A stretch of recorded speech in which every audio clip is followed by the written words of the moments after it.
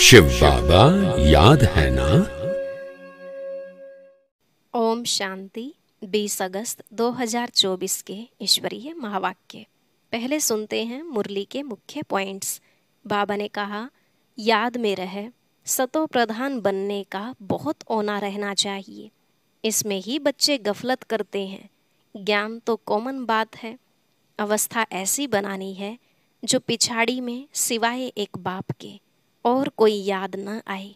परंतु माया भी इस याद की यात्रा में ही विघ्न डालती है। फिर बाबा ने कहा, तुम्हें अपना याद का चार्ट बढ़ाते जाना है। तुम्हारे कैरेक्टर्स भी इससे सुधरते जाएंगे। परंतु कई बच्चे याद के सब्जेक्ट में फेल हो पड़ते हैं। यह भी जैसे डिसरिगार्ड करते हैं। ऐसे कभी नहीं कहना चाहिए कि हमको याद करने की फुर्सत नहीं मिलती। स्नान आदि करते, भोजन बनाते समय भी बाप को याद करें तो बहुत बहुत कमाई कर सकते हैं। कई बच्चे सिर्फ भाषण करने में तो नामी ग्रामी हैं, लेकिन योग है नहीं। ऐसे को फिर अहंकार गिरा देता है। हर कर्म करते एक बाप को याद करते रहो तो एक पंथ दो काज हो जाएं। इसमें बहादुरी दिखानी है। लास्ट में बाबा ने कहा, हर एक अपने से पूछे हमारा चार्ट कैसा रहता है। याद की यात्रा ही मुख्य है। बाप युक्तियां तो बहुत अच्छी समझाते रहते हैं, फिर कोई करे न करे उनकी मर्जी। सदा स्मृति रहे, विनाश सामने खड़ा है। तुम्हारे पास जो भी आए सबको बाप का पैगाम दो। इस पुरानी दुनिया से तुमको वैराग्य आना चाहिए। अब सुनते हैं महावाक्यों को विस्तार से। बाबा ने कहा, मीठे बच्चे, कामकाज करते हुए भी एक बाप की याद रहे। चलते फिरते बाप और घर को याद करो, यही तुम्हारी बहादुरी है। प्रश्न, बाप का रिगार्ड और डिसरिगार्ड कब और कैसे होता है? उत्तर, जब तुम बच्चे बाप को अच्छी तरह याद करते हो तब रिगार्ड देते हो। अगर कहते याद करने की फुर्सत नहीं है तो यह भी जैसे डिसरिगार्ड है। वास्तव में यह बाप का डिसरिगार्ड नहीं करते, यह तो अपना ही डिसरिगार्ड करते हो। इसलिए नामी ग्रामी केवल भाषण में नहीं, लेकिन याद की यात्रा में बनो।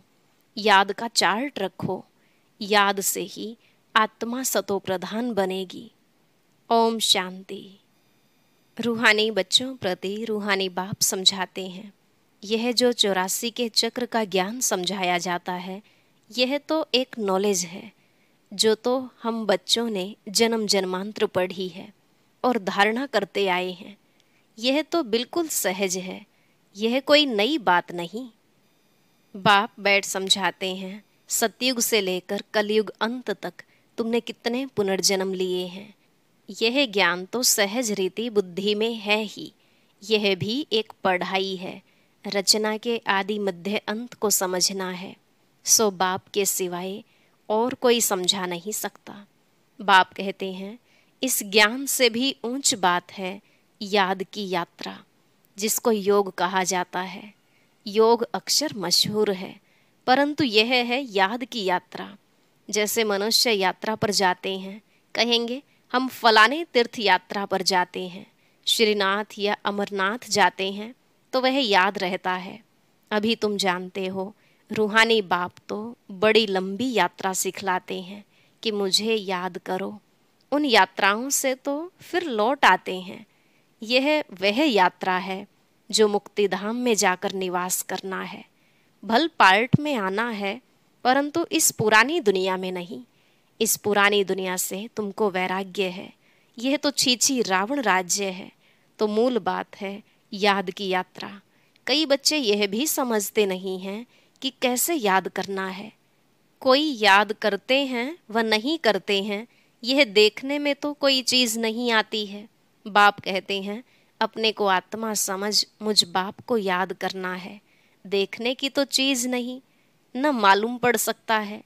यह उस अवस्था में कहाँ तक याद की यात्रा में कायम रहते हैं, यह तो खुद ही जाने।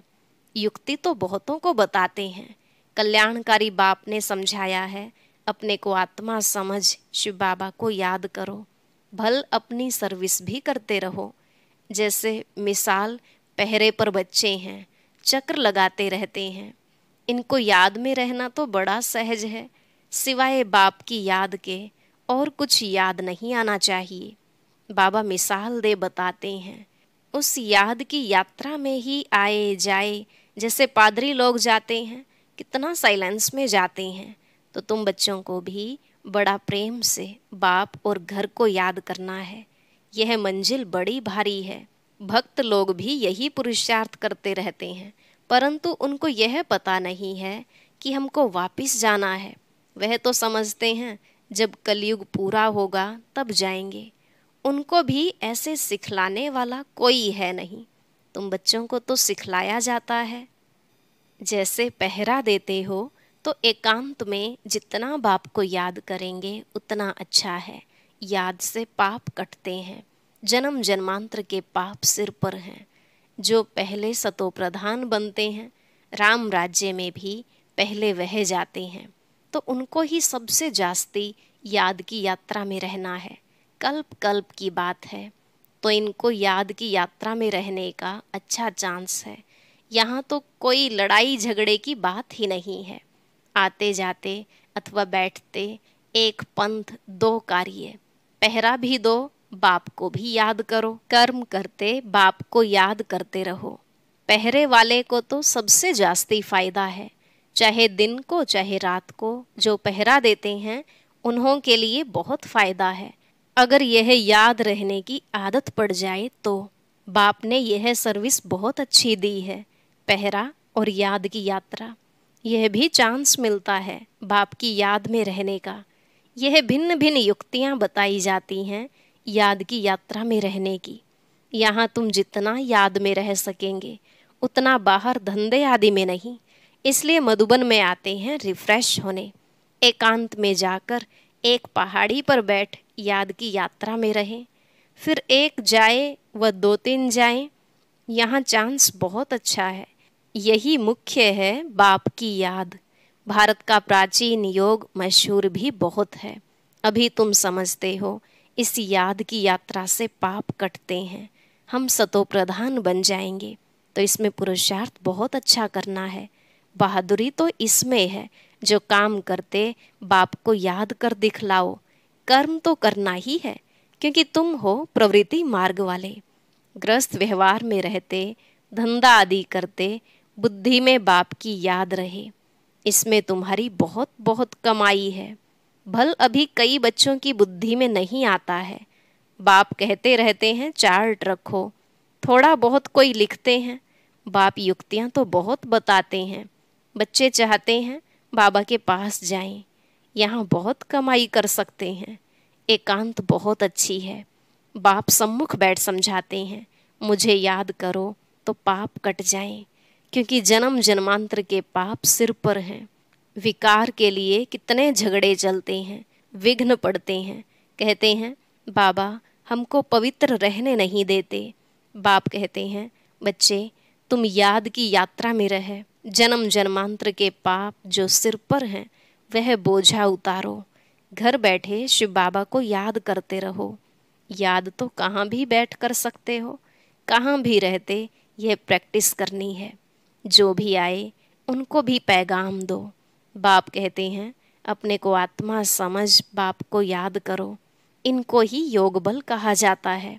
बल माना ताकत, शक्ति।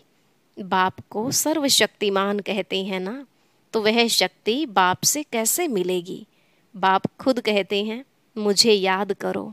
तुम नीचे उतरते उतरते तमो प्रधान बन गए हो, तो वह शक्ति बिल्कुल खत्म हो गई है, पाई की भी नहीं रही है।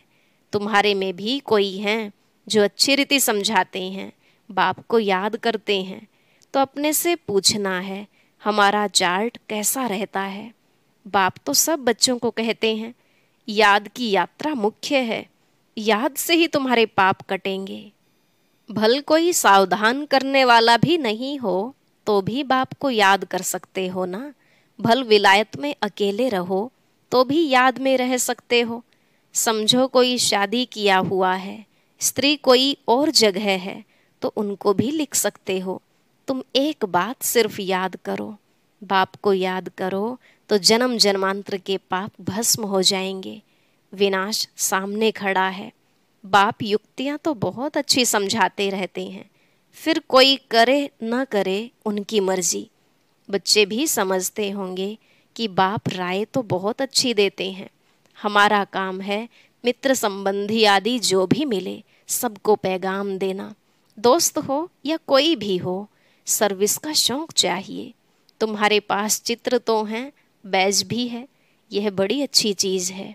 बैज किसको भी लक्ष्मी नारायण बना सकता है। त्रिमूर्ति के चित्र पर अच्छी रीति समझाना है, इनके ऊपर शिव है। वो लोग त्रिमूर्ति बनाते हैं, ऊपर में शिव दिखाते नहीं। शिव को न जानने के कारण भारत का बेड़ा डूबा हुआ है। अब शिव बाबा द्वारा ही भारत का बेड़ा पार होता है। पुकारते हैं पतित पावन, आकर हम पतितों को पावन बनाओ। फिर भी सर्वव्यापी कह देते हैं, कितनी पाई पैसे की भूल है। बाप बैठ समझाते हैं, तुमको ऐसे ऐसे भाषण करना है। बाप भी डायरेक्शन देते रहते हैं, ऐसे म्यूजियम खोलो, सर्विस करो तो बहुत आएंगे। सर्कस भी बड़े बड़े शहरों में खोलते हैं ना, कितना उन्हों के पास सामान रहता है। गांव गांव से देखने के लिए लोग आते हैं। इसलिए बाबा कहते हैं, तुम भी ऐसा खूबसूरत म्यूजियम बनाओ जो देखकर खुश हो जाएं, फिर औरों को जाकर सुनाएं। यह भी समझाते हैं, जो कुछ सर्विस होती है कल्प पहले मिसल होती है, परंतु सतो प्रधान बनने का ओना बहुत रखना है। इसमें ही बच्चे गफलत करते हैं। माया विघ्न भी इस याद की यात्रा में ही डालती है। अपने दिल से पूछना है, इतना हमको शौक है, मेहनत करते हैं। ज्ञान तो कॉमन बात है। बाप बिगर 84 का चक्र कोई समझा न सके। बाकी याद की यात्रा है मुख्य। पिछाड़ी में कोई भी याद न आए सिवाय एक बाप के। डायरेक्शंस तो बाप पूरे देते रहते हैं। मुख्य बात है याद करने की। तुम कोई को भी समझा सकते हो, भल कोई भी हो, तुम सिर्फ बैज पर समझाओ। और कोई के पास ऐसे अर्थ सहित मेडल नहीं होते। मिलिट्री वाले अच्छा काम करते हैं तो उनको मेडल मिलते हैं। राय साहिब का मेडल सब देखेंगे। इनको वाइसराय से टाइटल मिला है। आगे वाइसराय होते थे, अभी तो उनके पास कोई पावर नहीं है। अभी तो कितने झगड़े लगे पड़े हैं। मनुष्य बहुत हो गए हैं तो उनके लिए जमीन चाहिए शहर में। अभी बाबा स्वर्ग की स्थापना कर रहे हैं। इतने सब खलास हो, बाकी कितने थोड़े जाकर रहेंगे। जमीन ढेर होगी, वहाँ तो सब कुछ नया होगा। उस नई दुनिया में चलने के लिए फिर अच्छी रीति पुरुषार्थ करना है। हर एक मनुष्य पुरुषार्थ करते हैं बहुत ऊंच पद पाने का। कोई पूरा पुरुषार्थ नहीं करते तो समझते हैं नापास हो जाएंगे। खुद भी समझते हैं हम फेल हो जाएंगे। फिर पढ़ाई आदि को छोड़कर नौकरी में लग जाते हैं। आजकल तो नौकरियों में भी बहुत कड़े कायदे निकालते रहते हैं। मनुष्य बहुत दुखी हैं। अब बाबा तुमको ऐसा रास्ता बताते हैं जो 21 जन्म कभी दुख का नाम नहीं रहेगा। बाप कहते हैं, सिर्फ याद की यात्रा में रहो। जितना हो सके रात को बहुत अच्छा है। भल लेटे हुए याद करो। कोई को फिर नींद आ जाती है। बूढ़ा होगा, जास्ती बैठ नहीं सकेगा तो जरूर सो जाएगा। लेटे हुए बाप को याद करते रहेंगे, बड़ी खुशी अंदर में होती रहेगी, क्योंकि बहुत बहुत कमाई है। यह तो समझते हैं टाइम पड़ा है, परंतु मौत का कोई ठिकाना नहीं। तो बाप समझाते हैं, मूल है याद की यात्रा। बाहर शहर में तो मुश्किल है, यहाँ आते हैं तो बड़ा अच्छा चांस मिलता है। कोई फिक्रात की बात नहीं, इसलिए यहाँ चार्ट बढ़ाते रहो। तुम्हारे कैरेक्टर्स भी इससे सुधरते जाएंगे। परंतु माया बड़ी दुष्टर है। घर में रहने वालों को इतना कदर नहीं रहता है जितना बाहर वालों को है। फिर भी इस समय गोपों की रिजल्ट अच्छी है। कई बच्चियां लिखती हैं, शादी के लिए बहुत तंग करते हैं, क्या करें। जो मजबूत सेंसिबल बच्चियां होंगी वह कभी ऐसे लिखेंगी नहीं। लिखती हैं तो बाबा समझ जाते हैं रीड बकरी हैं। यह तो अपने हाथ में है जीवन को बचाना। इस दुनिया में अनेक प्रकार के दुख हैं। अब बाबा तो सहज बताते हैं, तुम बच्चे तो महान भाग्यशाली हो जो आकर साहिबजादे बने हो। बाप कितना ऊंच बनाते हैं, फिर भी तुम बाप को गाली देते हो, सो भी कच्ची गाली। इतने तमोप्रधान बने हो जो बात मत पूछो। इससे जास्ती और क्या सहन करेंगे। कहते हैं ना, जास्ती तंग करेंगे तो खत्म कर देंगे। तो यह बाप बैठ समझाते हैं। शास्त्रों में तो कहानियां लिख दी हैं, बाबा युक्ति तो बहुत सहज बताते हैं। कर्म करते हुए याद करो, इसमें बहुत बहुत फायदा है। सवेरे आकर याद में बैठो, बहुत मजा आएगा। परंतु इतना शौक नहीं है। टीचर स्टूडेंट की चलन से समझ जाते हैं यह फेल हो जाएंगे।